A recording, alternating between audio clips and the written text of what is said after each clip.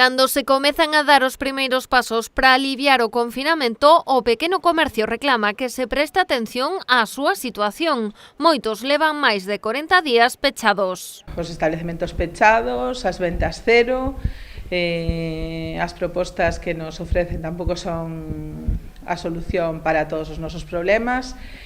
O vemos moi difícil. Xente coa mercancía que ten cheos a tope os almacéns, claro, esa mercancía hai que pagala. Rocío Louzán quere ser optimista, agarda que o pequeno comercio poida retomar a actividade na semana do 11 de maio.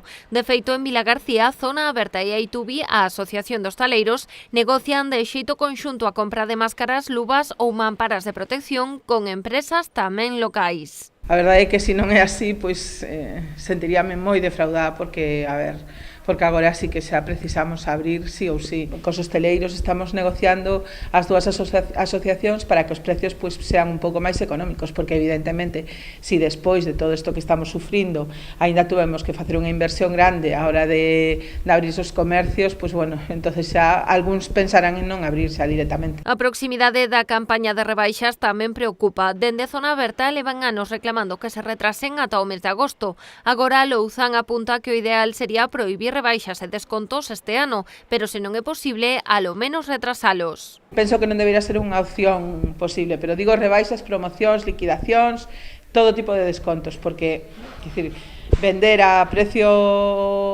moito máis baixo sin un beneficio que debemos de sacar, ao final xa é un círculo, se non temos beneficios, ao final é que vai ser imposible. A estas alturas, o comercio de proximidade enfróntase a unha situación incerta, máis aínda cando as axudas comprometidas polas administracións tardan en chegar.